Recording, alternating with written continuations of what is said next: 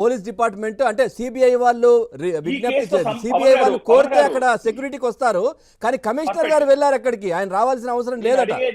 అడిగేది నేను రాష్ట్ర పోలీస్ డిపార్ట్మెంట్ ని, రాష్ట్ర ప్రభుత్వాన్ని కూడా ఇందులో భాగస్వాములు అయ్యారనో ఇంకోటనో నేను వాళ్ళని అక్యూజ్ చేయనండి.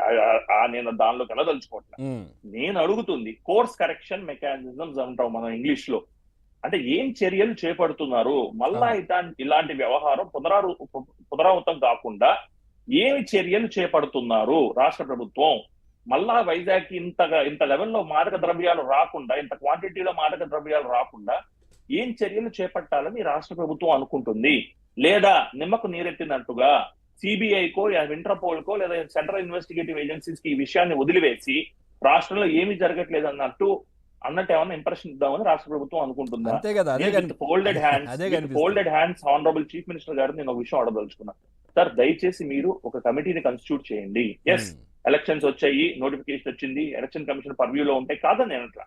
కానీ లా అండ్ ఆర్డర్ ఇష్యూ వచ్చినప్పుడు ఖచ్చితంగా ఇంకా పోలీసు వారు ఉన్నారు ఈ రాష్ట్రంలో, ముఖ్యమంత్రి గారు ఇంకా చర్యలు చేపట్టొచ్చు. అసలు ఏం జరుగుతుందన్న విషయాన్ని తెలుసుకొని ఒక రిపోర్ట్ తయారు చేసి నెక్స్ట్ వచ్చే ప్రభుత్వానికి మనం ఆ రిపోర్ట్ ఇచ్చి రాష్ట్ర శ్రేయస్సు కోసం అన్న మనం ఈ పనులు చేయాలి. ముఖ్యమంత్రి గారు, with folded hands I'm requesting you kindly constitute A committee which has the members from all walks of services, IAS నుంచి IPS నుంచి అందరిని, సర్వీసెస్ IRS నుంచి కస్టమ్స్ నుంచి అందరిని తీసుకొని వచ్చి, రిటైర్డ్ ఆఫీసర్స్ ఉంటే రిటైర్డ్ ఆఫీసర్స్ కూడా తీసుకొని మీరు ఏం చెయ్యాలి, ఎందుకు వస్తుంది విశాఖపట్నానికి ఇంత ఈ లెవెల్లో మాదక ద్రవ్యాలు ఎందుకు విశాఖపట్నానికి వస్తున్నాయని మనం కనుక చర్యలు చేపట్టకపోయినా, లేదా అలాంటి కమిటీని కాన్స్టిట్యూట్ చేసి దాని నుంచి వివరాలు రాబట్టకపోయినా మనల్ని అక్యూజ్ చేసే అవకాశం ఉంటుంది. రాష్ట్ర ప్రభుత్వం ఇన్వాల్వ్ అయిందా అన్న విషయం దేశం లెవెల్లో మన పరువు పోయే అవకాశం ఉంటుంది.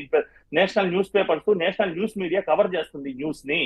దయచేసి ముఖ్యమంత్రి నిజంగా ఉమేష్ గారు, మీరు ఇంత ఆవేదన చెందడం ఎప్పుడొచ్చినా గానీ, ఒక కేసుకి సంబంధించి కావచ్చు, ఎఫ్ఐఆర్కి సంబంధించి కావచ్చు, అసలు వీటికి సంబంధించి మనం చర్చించుకునే వాళ్ళం, సెక్షన్లు కావచ్చు, ఇవన్నీ కూడా మీరు ఎప్పుడు కూడా ఇంత ఆవేదన పడ్డటువంటి పరిస్థితి కనిపించలేదు అసలు రాష్ట్రం ఏమవుతుందనేది. అంటే మీరు చాలా, ఇంకొకటి కూడా అనిపిస్తోంది, చాలా ఎక్స్పెక్ట్ చేస్తున్నారు మీరు ఈ ప్రభుత్వం నుంచి అనేది. ఎందుకంటే మేము రెగ్యులర్గా చూస్తున్నాం, మీకు కూడా చూస్తుంటారు, కానీ ఎప్పుడు మీరు మాట్లాడలేదు.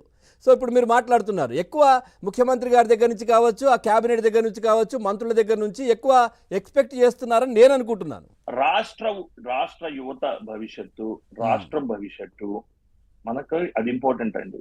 People may come and go, none of us are immortal, we may live today, we may die tomorrow, but రాష్ట్రం అనేది ఇంపార్టెంట్, రాష్ట్ర భవిష్యత్ అనేది ఇంపార్టెంట్. ఆంధ్రప్రదేశ్, నేను పుట్టినా, నేను పెరుగుతున్నా, నేను ఉంటున్న నా ఆంధ్రప్రదేశ్ అనేది డెవలప్ అవ్వాలి. నా ఆంధ్రప్రదేశ్ అనేది రాష్ట్రంలో ఒకటొక స్థానంలో, ఏది ఆల్ఫాబెటికల్ ఆర్డర్ లోనే కాదు, ఒకటో స్థానంలో ఆర్థికంగా, రాజకీయంగా, అన్ని విధాలుగా నా ఆంధ్రప్రదేశ్ ఉండాలి అనేది నా ఉద్దేశం అండి. దానిలో తప్పే ఉందండి.